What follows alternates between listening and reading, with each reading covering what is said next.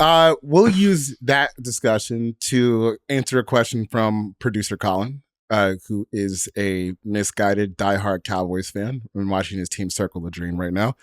I think that the idea of stopping the run right now is interesting because Mike Zimmer is probably walking into Cowboys meetings right now and asking himself, how the hell are we going to stop the run?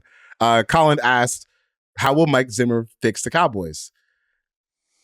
I would see what I would do is I would start giving Mozzie Smith some steroids while he's sleeping, and then stop so he can pass a test in time.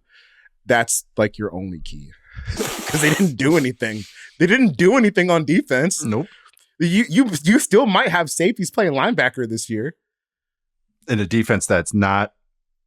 Yeah, no, it's the Zimmer stuff is too. It's such a different. It's a different off our defense completely than Dan Quinn. Like it's all about discipline, 4 down front as well. Like, you know, I know they kind of did it before with Quinn, but it was more just a certain types that he likes.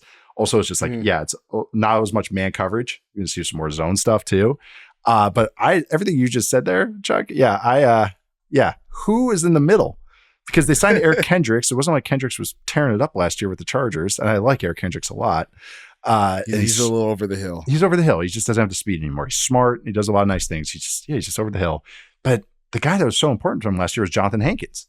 And he's gone. He's in Seattle now. And they need a plugger. And Maisie Smith might be 330 or wherever he is, but he's like a 3-tech. He's a gap shooter.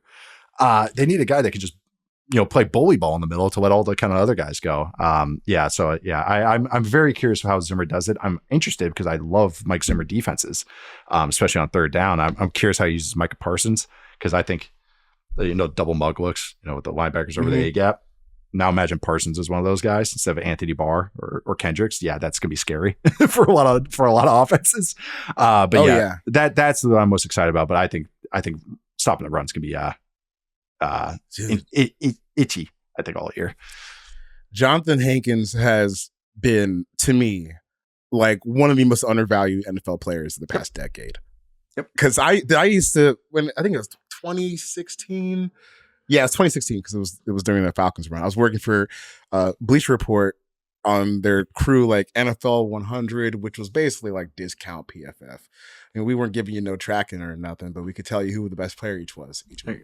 So I was in charge of defensive linemen for the entire league. Just going back through the tape, and every week I'm like, yo, Hankins is kicking ass. And I think this is when he was on the Giants. And every year I feel like he's just been bloop, bloop, bloop, bloop, just little 1-year deals, hopping around journeyman. But every time he's there, he becomes like a really important part for someone's defense. Like, dude, when the Falcons were actually like competing, I was clamoring for them to sign Hankins every year because he was always a free agent. It just made sense.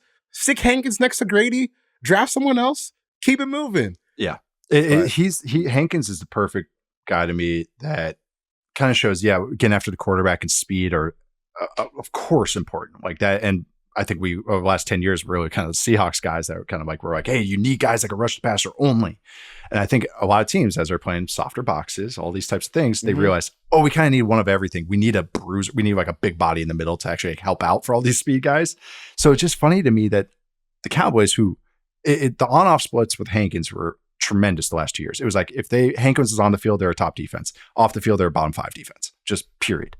And the fact that they just go this offseason and go, see ya.